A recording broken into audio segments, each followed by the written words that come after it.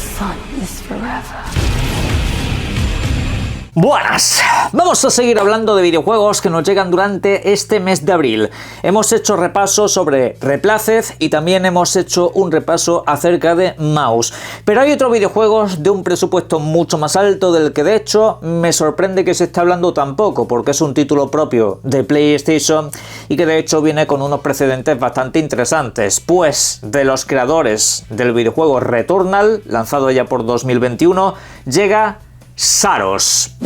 Un videojuego de acción en tercera persona que en este caso nos lleva a un recóndito planeta alienígena, un planeta lejano que está bajo un eclipse constante.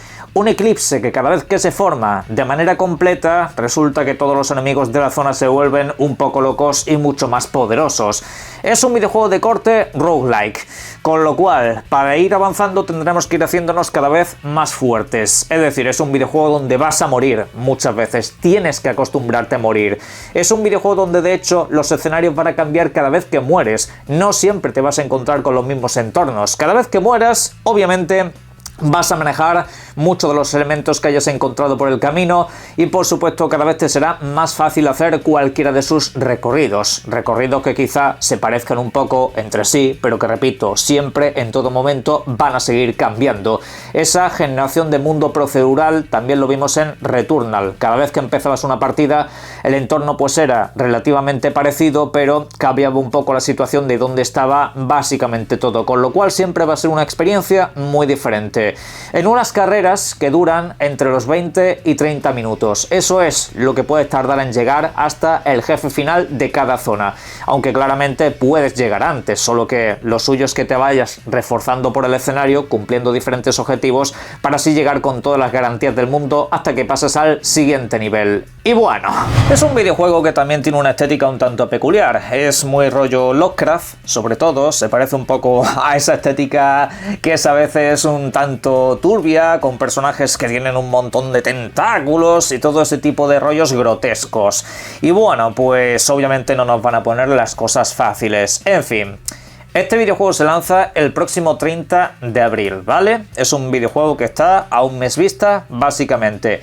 Y claro, la pregunta que se hace más de uno es ¿cómo que este videojuego no está teniendo a día de hoy publicidad? Es como si Sony PlayStation le estuviera haciendo un poco de lado.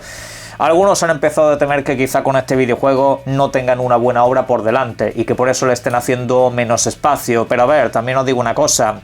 No es un videojuego especialmente grande de PlayStation. Me refiero que aunque tenga presupuesto, aunque obviamente se nota que aquí hay más pasta que en otros títulos de presupuesto AA, por ejemplo, cabe decir que es bastante habitual. Es decir, tenemos el precursor de este videojuego que es Returnal, ¿vale? Vamos a decir que no sé si se corresponden al mismo universo, si habrá alguna clase de conexión entre ellos, porque es verdad que hay cosas como que casan demasiado en la fórmula y también obviamente en lo que es la ambientación. Hay cosas que me recuerdan bastante y lo mismo pues pueden acabar haciendo un nexo, como que todo ese universo de Returnal y Saros sea el mismo. No sé si eso sucederá, ya veremos.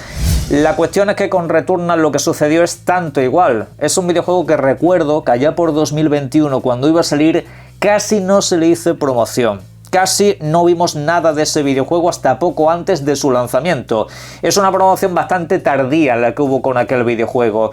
Y al final, pues, más de uno se acabó llevando una sorpresa. Más de uno no se esperaba que tuviera tan buenas valoraciones y ha acabado siendo una especie de videojuego de culto de la etapa de PlayStation 5.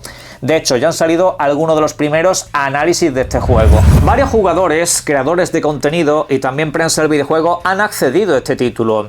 Y más o menos he ido leyendo y escuchando lo que han ido diciendo acerca de este y casi todos coinciden en los mismos puntos.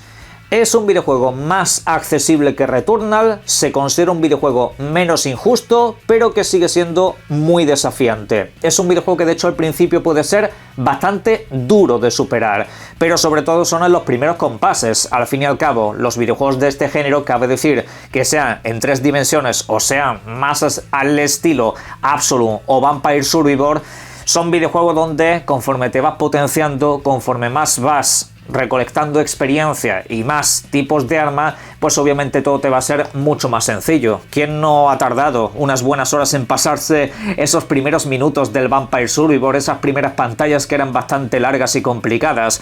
Pues aquí más o menos igual. De hecho, las pantallas, como he dicho antes, duran entre 20 y 30 minutos.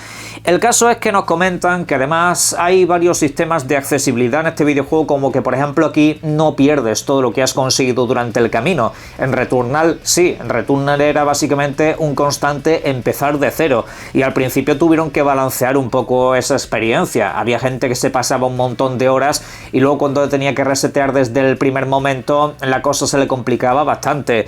Lo fueron tocando hasta que dejaron una experiencia bastante fluida en ese aspecto. Pues aquí ya quieren empezar con esa lección bien aprendida. Aparte de todo eso, dicen que va a haber más variedad de biomas, porque los usuarios de hecho que lo han jugado se han encontrado con entornos bastante distintos entre ellos.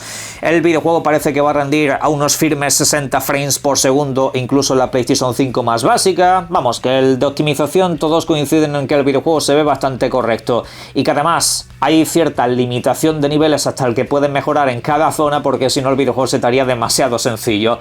Pero en fin, buena pinta. Algunos medios de comunicación incluso apuntan a que Saros podría ser candidato a mejor juego del año, pero es que os voy a ser completamente sincero. En general, estos medios de comunicación que están también patrocinados por estas marcas, que suelen tener la página también decorada con anuncios de esa compañía, cada vez que juegan un videojuego de estos, lo juegan 2 o 3 horas de 30 que pueden durar y te dicen que es candidato a juego del año. O sea, es que yo en lo personal no me los tomo en serio cuando me hacen esa clase de comentarios, me quedo con la parte más técnica.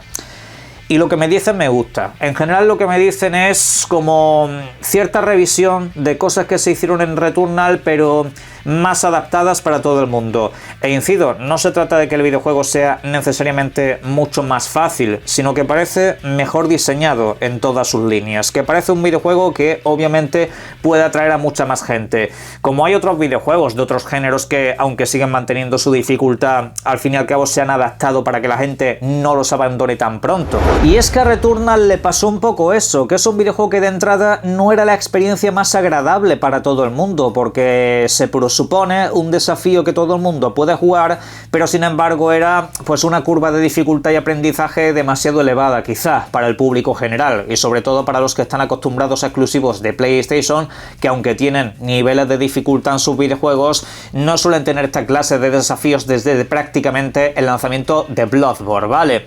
Y la cuestión es que con Returnal se encontraron eso, un tipo de experiencia que yo lo personal valoro muy positivamente, que haya experiencias más desafiantes, que obviamente tengan ese componente de los juegos de PlayStation, esa carga narrativa en determinados momentos, pero que sobre todo tengan eso, una parte de juego desafiante, diferente, que te pretendan ofrecer cosas un poco distintas y que se apueste por poner un gran presupuesto a un género que generalmente no suele tener, digamos, estas dimensiones a nivel técnico, no es lo habitual. Y eso es un poco lo que le pasó a Returnal en su momento, que esta perspectiva de videojuegos, este género particularmente, lo tenemos más asociado a las dos dimensiones, desplazamiento lateral, cámara desde arriba.